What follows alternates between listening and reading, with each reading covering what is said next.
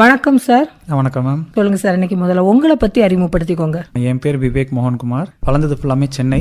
அதுக்கப்புறம் ஒரு 4-5 இயர்ஸ் கிட்ட நான் டெல்லியில் ஒர்க் பண்ணிட்டு இருந்தேன். அதுக்கப்புறம் லாக்டவுனுக்கு அப்புறமேல்ட்டு நேட்டிவ் பிளேஸ்க்கு வந்து. உங்களோட நேட்டிவ் பிளேஸ் எங்க? நீங்க அங்க விவசாய சம்பந்தமா நீங்க என்னென்ன பண்ணிட்டு இருக்கீங்க, அதை பத்தி சொல்லுங்க. ஸோ இப்போதைக்கு நம்ம வந்து நாட்டு மாடு வளர்த்துட்டு இருக்கோம் மேம். பிறந்த இடம் வந்து நாகர்கோவில்.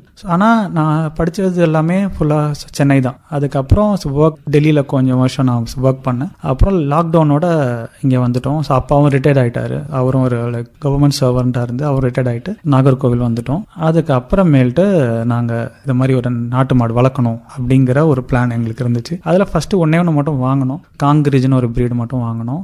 அதுலேருந்து படிப்படியாக இப்போ ஒரு 10 மெம்பர்ஸ் கிட்ட ஒரு 10 பேர் இருக்காங்க. குட்டியோட சேர்த்து 10 பேர் இருக்கு. ஒரு 4 ப்ரீடு இருக்கு. நீங்கள் சென்னையில் படித்தேன், டெல்லியில எல்லாம் வேலை பார்த்தேன் அப்படின்னு சொன்னீங்க. நீங்கள் வந்து என்ன படிச்சிருக்கீங்க?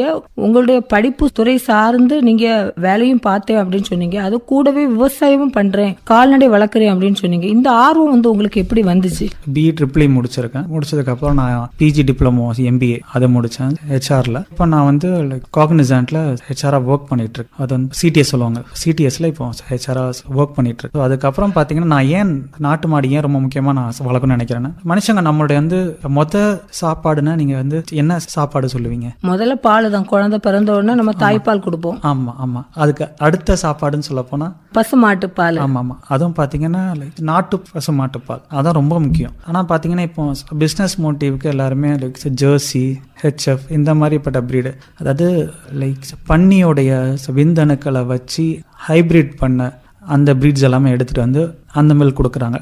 அந்த மில்க் பாத்தீங்கன்னா A1 மில்க்னு சொல்லுவாங்க. அது அந்த மில்க் நம்ம கன்சியூம் பண்ணும்போது BP சுகர் எல்லாமே ஒரு சின்ன ஏஜ்லேயே அவங்களுக்குலாம் வந்துடும். ஸோ ஆனால் நாட்டு பசு மாட்டுக்கு அந்த A1 இது கிடையாது. அதுக்கு இருக்கிறது A2. குழந்தை நல்லா ஆக்டிவாக இருப்பாங்க. ஸோ இந்த மாதிரி இந்த அமினோ ஆசிட் இந்த மாதிரிப்பட்ட இதெல்லாமே வந்து குழந்தைக்கு வந்து அதில் அது வந்து கிடைக்கும். ஸோ அதனால தான் நான் வந்து நம்மளோட ஃபுட்டுலேயே வந்து ஃபுட் வந்து மில்க்னால நான் மில்க் இது பண்ணி பேஸ் பண்ணி அழிஞ்சிட்டு வர நாட்டு மாட்டு இனங்கள், அதாவது மில்க் ரிலேட்டடான நாட்டு மாட்டு இனங்களை எடுத்து வச்சு அப்படி கொஞ்சம் கொஞ்சமாக நான் எடுத்து வச்சு வளர்த்துட்டு வரேன்.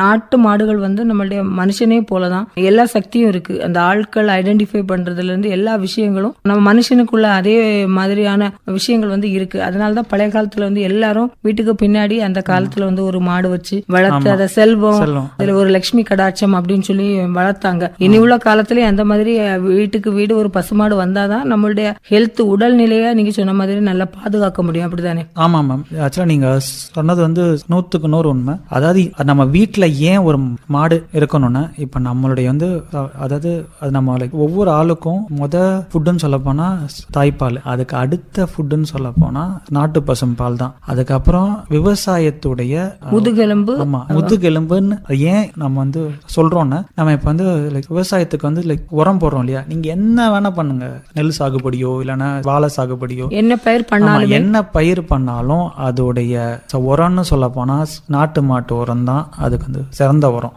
அதனால இப்போ ஒரு இடத்துல வந்து நாட்டு மாடு இல்லைன்னு சொன்னா அடுத்த ஜெனரேஷனே இல்லைங்கிற மாதிரி தான். அதனால கண்டிப்பா இந்த விழிப்புணர்வு நிறைய பேருக்கு வரணும். நாட்டு மாடு அவங்க வந்து வளர்க்கணும். இன்னைக்குள்ள காலகட்டத்துல மக்கள் வந்து உணவு சாப்பிடும் போது அந்த பொருட்கள் கலந்திருக்கனால பண்ணிருது. அப்போ அந்த சாப்பிடுறாங்க. இந்த வகையில வந்து நீங்களும் அந்த இயற்கை சார்ந்து இருக்கீங்க. அந்த இயற்கை சார்ந்த உணவுகளையும் அதனுடைய பழக்க வழக்கங்களையும் இன்னும் நம்ம எடுத்தாதான் நம்மளுடைய ஜெனரேஷன் வந்து இன்னும் சரியாகும் அப்படின்னு நீங்க வந்து பேசியிருக்கீங்க. அதனால அந்த இயற்கை சார்ந்த உணவு பத்தி உங்களுடைய கருத்து என்ன, அதை பத்தி சொல்லுங்க. இது ரொம்ப முக்கியமான ஒரு விஷயம் மேம். இது ஏன்னா இப்ப நம்ம அப்பா அம்மாவுடைய டைம்ல எல்லாம் பாத்தீங்கன்னா அந்த அளவுக்கு வந்து கெமிக்கல் எதுவுமே கிடையாது. ஸோ இப்ப பாத்தீங்கன்னா கெமிக்கல் இல்லாம எந்த ஃபுட்டுமே இல்லை. இப்ப நம்ம அந்த நிலைமைக்கு நம்ம போயிட்டோம். ஸோ இப்ப நம்ம வீட்டுல இப்ப நம்ம குழந்தைக்கு என்னென்னா கொடுக்க கூடாதுங்கிறதுல நம்ம ரொம்ப ஸ்ட்ரிக்டா இருக்கணும். அதுல வந்து முதல்ல இருக்கிறது வந்து வெள்ளைச்சீனி எங்கெங்கெல்லாம் மிக்ஸ் பண்ணிருக்காங்களோ அது எல்லாத்தையுமே நம்ம அவாய்ட் பண்ணோம். சாக்லேட்ல இருந்து கேக்ல வச்சிருப்பாங்க, ஸோ பன்ல இருக்கும். இந்த மாதிரி அதுக்கு அடுத்து வந்து மைதா. இந்த மைதாவே பேக்கட் ஐட்டம்ஸ் தான். நம்ம எப்படி நினைப்போம் மைதான கோதுமையுடைய அந்த ஒரு இன்னொரு ப்ராசஸ். ஆமா, இன்னொரு ப்ராசஸ் தான். இப்ப என்ன பண்றாங்கன்னா அந்த லைக் மைதா வந்து வெள்ளையாகிறதுக்கு ஒரு கெமிக்கல் ஆட் பண்றாங்க. ஆமா சேர்க்கறாங்க. அது வந்து சாஃப்ட் ஆகிறதுக்கு இன்னொரு கெமிக்கல், பரோட்டா போடுறதுக்கு அந்த விரியக்கூடிய கன்சிஸ்டன்சி வரதுக்கு அதுக்கு ஒரு கெமிக்கல். இந்த மாதிரி லைக் மைதா வந்து ஒவ்வொரு ப்ராடக்ட்டுக்கு ஏத்த மாதிரி சேஞ்ச் பண்ணி கெமிக்கல் ஆட் பண்றாங்க. ஆமா ஆமா, அது நம்ம உடம்புக்கு வந்து ரொம்ப கேடு. அதே மாதிரி பாத்தீங்கன்னா இந்த பிராய்லர் கோழி அதோட முட்டை, அது என்னன்னா இப்ப நீங்க ஒரு லைக் பிராய்லர் கோழியை நீங்க தூக்கி அந்த இடத்துல போட்டீங்கன்னா அவங்களால ஒரு 3 ஸ்டெப்ஸுக்கு மேல எடுத்து நடக்கவே முடியாது. நீங்க ஆக்சுவலா நீங்க கொஞ்சம் ஃபோர்ஸா தூக்கி போட்டீங்கன்னா அந்த கோழி செத்தே போயிடும். ஏன்னா அதுக்குள்ள அடாப்டேஷன் வந்து அதுல இல்ல. ஏன்னா ஃபுல்லாவுமே அந்த இன்ஜெக்ஷன் போட்டு வளர்றதுனால. ஆமா, அதுக்கு நோய் எதிர்ப்பு சக்தியே இல்ல.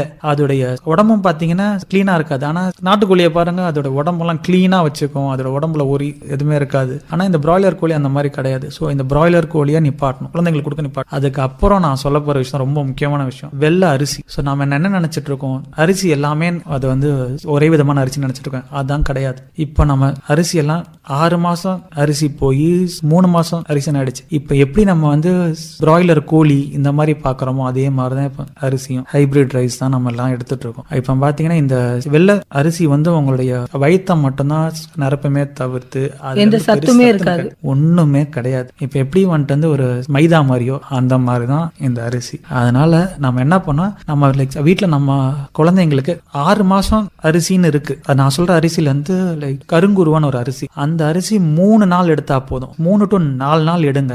அப்புறம் உங்களுக்கு வந்து இந்த நரம்பு பிரச்சனை, இந்த மாதிரி இந்த சுட்டுவலி இந்த மாதிரி எல்லாம் இருந்துச்சுன்னா அது போயிடும். அதுக்கு அடுத்து வந்து மாப்பிள சம்பா ஏன் அப்படி இது வச்சிருக்காங்கன்னா, அந்த காலத்துல வந்து ஒருத்தன் வந்து லைக் கல்யாணம் மாப்பிள்ளை ஆகணும்னா அவனுக்கு நிறைய ரூல்ஸ் இருக்கு. ஆமா, என்னன்னா ஒரு பெரிய கல்லை தூக்கணும், காலை அடக்கணும். அதனால அந்த லைக் மாப்பிள சம்பா அரிசி எடுத்தாங்கன்னா அவனுக்கு கொஞ்சம் நல்லா ஸ்ட்ராங்கா இருப்பாங்கன்னு சொல்லி இந்த அரிசி. அதுக்கு அடுத்து வந்து காட்டு யானம், அதெல்லாம் நம்மளையும் தாண்டி வளரக்கூடியது. அது ஏன்னா உள்ள ஒரு யானையா நின்னாலும் வெளியே தெரியாது, அதனாலதான் அதுக்கு அந்த பேர் வந்திருக்கு. ஆமா, அந்த இதெல்லாம் போட்டா நம்மளுக்கு வந்து லைக் வைக்கலும் ஆயிடுச்சு. இன்னைக்குள்ள காலகட்டத்தில் நெல்லை விட வைக்கலுக்கு தான் விலை அதிகமா இருக்கு. அதுவும் பாத்தீங்கன்னா முக்கியமா லைக் மாடு வச்சிருக்கவங்க வந்து இந்த லைக் மார்ச் ஏப்ரல் மாசத்துலயே அவங்களுக்கு வந்து அடுத்த வருஷம் வரைக்கும் தேவைப்படுற மொத்த வைக்கலும் இப்பமே லைக் வாங்கி ஸ்டாக் பண்ணிட்டாங்கன்னா டிசம்பர் மாசம் இங்க யாருக்கா நம்ம வீட்டு பக்கத்துல இருக்கிறவங்க லைக் மாட்டுக்கு வந்து வைக்கல் இல்லைன்னு சொன்னா நம்ம அந்த வைக்கலே நம்ம கொஞ்சம் வைக்கலாம். ஆனா நம்ம அதிகமா வச்சு விற்க கூடாதுங்கிறதா என்னோட இது. பொதுவாவே நம்ம வந்து கொள்முதல் நிலையங்கள் இதெல்லாம் வரதுக்கு காரணம் வந்து ஒரு பொருளா நம்ம கிடங்குல சேமித்து வச்சு அப்புறம் நம்ம யூஸ் பண்ணும்போது, அதாவது தேவை இருக்கும்போது, டிமாண்ட் அதிகம் இருக்கும்போது அதை வெளியே எடுத்து நம்ம யூஸ் பண்ணோம்னா அதுக்கு விலை அதிகம் அப்படின்னு நம்ம அரசே அதுக்கு முடிவு பண்ணிருக்காங்க. ஆமா ஆமா, அதுக்கு அப்புறம் ஒரு முக்கியமான தப்பு நம்ம எல்லாருமே இது பண்றதுன்னு, அது வந்து ஹோட்டல் போறோம், மற்ற ரெஸ்டாரண்ட்ஸ் போறோம், இங்க இருக்கிற ஆயில் என்ன ஆயில் யூஸ் பண்றாங்கன்னு தெரியாது, நமக்கு தெரியாது. நிறைய பேர் சொல்றாங்க அது க்ரூட் ஆயிலா கூட இருக்கலாம். ஆமா, அதுல இருந்து வர பை ப்ராடக்ட்ஸ்ல இருந்து இது பண்றதா இந்த மாதிரி ஆயில், பாம் ஆயில், இந்த மாதிரி ஆயில் எல்லாம் நம்ம வந்து கம்ப்ளீட்டா அவாய்ட் பண்ணி நம்ம வீட்டுல இருந்து நம்ம தூக்கி போட வேண்டியது. இதுல வந்து இதுவும் ஒண்ணு, வீட்டுல அந்த நிறைய பிராண்ட் என்னென்ன நிறைய பிராண்ட் வருது, இந்த பிராண்ட் எல்லாம் விட்டுட்டு செக் என்னன்னு வச்சு இது பண்றாங்க. நம்ம அங்க இருந்து லைக் கடல் எண்ணெயோ நல்லெண்ணெயோ நம்ம அவங்க கிட்ட இருந்து டைரக்டா நம்ம அதை வந்து வாங்கி இது பண்ண ஆரம்பிக்கணும். இந்த மாதிரி அது இப்ப நான் சொன்ன மாதிரி சீனியை விடணும், மைதா விடணும், பிராய்லர் முட்டையை விடணும், பிராய்லர் சிக்கனை விடணும், இந்த பாக்கெட் பால், அதுக்கு அடுத்து வந்துட்டு வந்து அரிசி, இது எல்லாத்தையும் விட்டுட்டு அதுக்கு மாற்றா இருக்கிறது அட்லீஸ்ட் நம்ம இது பண்ணலாம் பரவாயில்ல, நம்ம லைக் குழந்தைங்களுக்கு இதெல்லாமே நம்ம இது பண்ண ஆரம்பிக்கணும். அப்படி பண்ணோன்னா அவங்களோட நெக்ஸ்ட் ஜெனரேஷன் ரொம்ப ஸ்ட்ராங்கா இருக்கும். ஆக்சுவலா இப்ப இருக்கிற லைக் பசங்களுடைய ஃபுட் ஹேபிட்ஸும் ஒரு மாதிரி இருக்கு. முன்னாடி பாத்தீங்கன்னா எல்லாருமே விளையாடுறதுக்கு எல்லாம் வெளியே போவாங்க, இப்போ மொபைலை வச்சுக்கிட்டு மொபைல் மட்டும் இருந்தா போதும் அதான் உலகம்னு ஒரு இடத்துக்குள்ள அப்படியே இருந்துறாங்களே தவிர அவங்களும் ஒரு பிராய்லர் கோழி மாதிரி தான் ஆறாங்க. அதாவது இன்னைக்குள்ள பிள்ளைங்க வந்து மூளை தான் அதிகமா யூஸ் பண்றாங்களே தவிர உடலை வந்து யூஸ் பண்ணவே இல்லை. அதாவது முன்னாடி காந்திஜியே சொல்லியிருக்காரு, எவ்வளவு தூரம் நம்ம மூளைக்கு வேலை கொடுக்கறோமோ அந்த அளவுக்கு நம்மளுடைய உடலுக்கும் நம்ம உழைப்பு கொடுக்கணும், எக்ஸசைஸ் எல்லாம் பண்ணணும்னு சொல்லியிருக்காரு. அது இன்னைக்குள்ள காலகட்டத்துல பேரண்ட் கூட ஊக்குவிச்ச மாதிரி தெரியல. நான்லாம் சின்ன பிள்ளைல நாங்க எல்லாம் ஓடி ஆடி நல்லா விளையாடி இருக்கோம். ஆனா இப்போ உள்ள பிள்ளைங்க எல்லாம் வீட்டை விட்டு வெளியில இறங்கவே மாட்டேங்கிறாங்க, பேரண்டும் விடுறதுக்கு தயாரில்லை. இதை பற்றி என்ன நினைக்கிறீங்க? இது வந்து அடிப்படையா நம்ம இதை பத்தி பார்க்கணும்னா ஸ்கூல்ல தான் நான் ஃபர்ஸ்ட் சொல்லுவேன். ஸ்கூல்ல வந்து படிப்புக்கு கொடுத்த ஒரு பெரிய இம்பார்ட்டன்ஸ் வந்து 50% பெர்சன்டேஜ் அவங்க கண்டிப்பா ஸ்போர்ட்ஸுக்கும் கொடுக்கணும். அவங்க வந்து லைக் மார்க்குன்னு எல்லாம் போயிட்டு இருக்காங்க. ஆனா அவன் வந்து படிச்ச 100க்கு 100 எடுக்கிறான். அவனால லைக் 30 வயசுல பார்த்தா பிபி சுகர்னு எல்லாம் வந்துருக்கு. அவன் லைஃப்னு பார்த்தா ஒரு 30 எல்லாமே பினிஷ் ஆன மாதிரி இருக்குது. அந்த காலத்துல வந்து 60-70 வயசானாலும் அவங்களுக்கு கண் பார்வையில இருந்து உடல் சுருக்கத்துல இருந்து எந்த நோயும் இல்லாம அவ்வளவு ஆரோக்கியமா இருந்தாங்க. அதனால இந்த விஷயங்கள் வந்து ஒவ்வொரு ஸ்கூலும் ஸ்ட்ரிக்டா அவங்களுக்கு டெய்லி காலையில 6 to 8 இல்லைன்னா ஒரு லைக் விடிய காலையில 5 to 8 அவங்க கண்டிப்பா எல்லாருமே விளையாடணும். அவங்க எல்லாரும் விளையாடணும். அதுக்கப்புறம் தான் ஸ்கூலுக்கு வரணும். அதுக்கப்புறம் ஸ்கூல்ல இந்த சாப்பாடை பத்தி அதுல அந்த ஸ்டூடெண்ட்ஸுக்கும் அவங்க அப்பா அம்மாக்கும் கண்டிப்பா எஜுகேட் பண்ணணும். நான் படிக்கும் போதெல்லாம் ஸ்கூல் வந்து டைம் வந்து 9:30-10 மணி அந்த டைம் தான் இருக்கும்.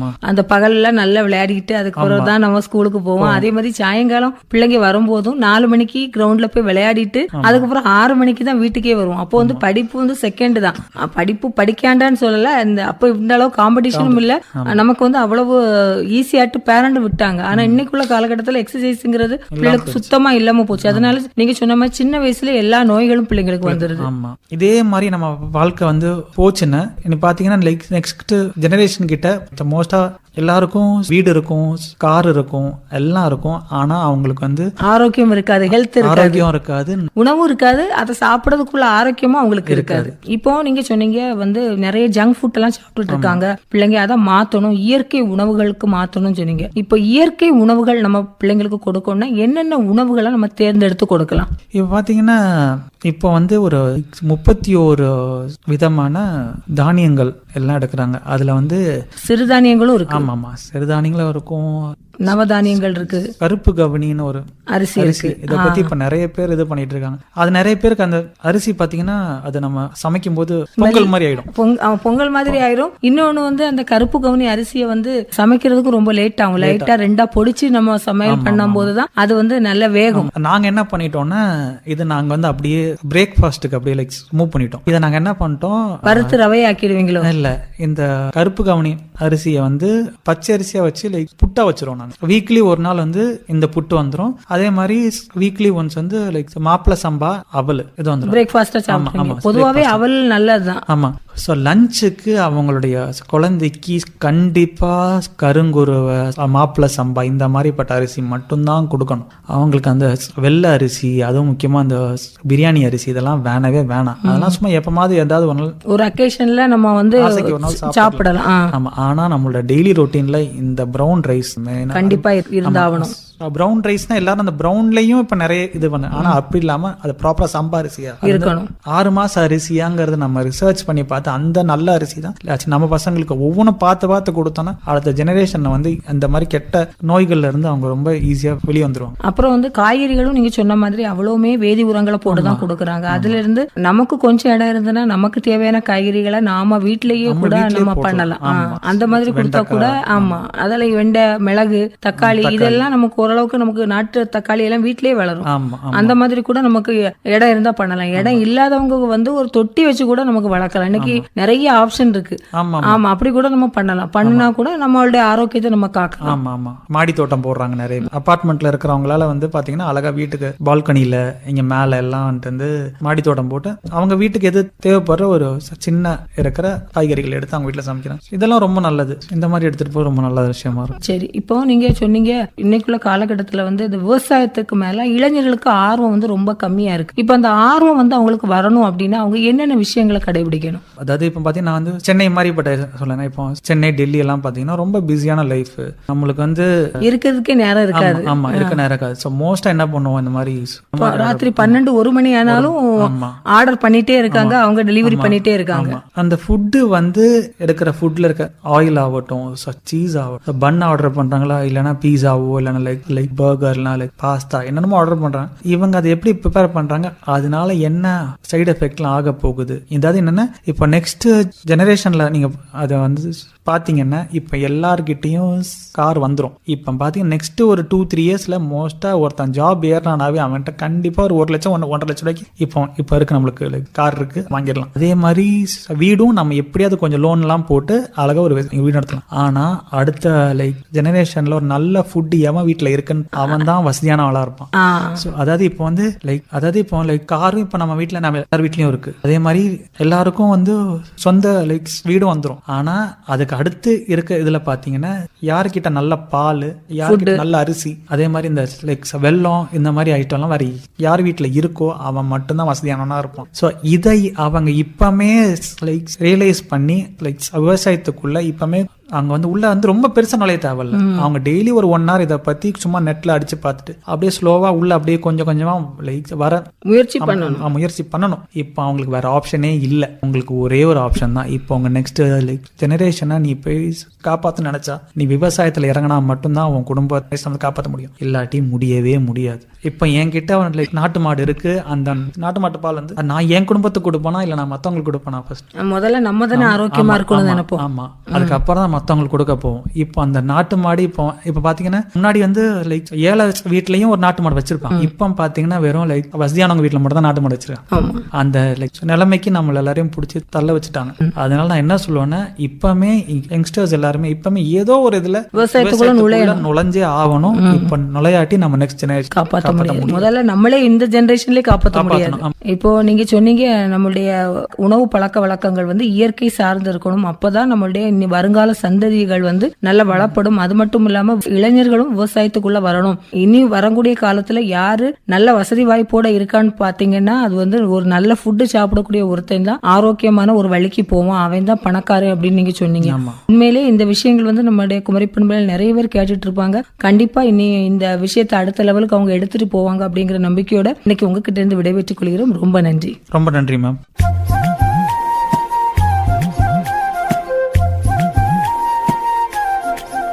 இதுவரை இயற்கை விவசாய முறைகள் நேர்முகம் கேட்டீர்கள். நேர்முகத்தில் பங்கேற்றவர் கட்டிமாங்கோடு விவேக் மோகன்குமார் அவர்கள்.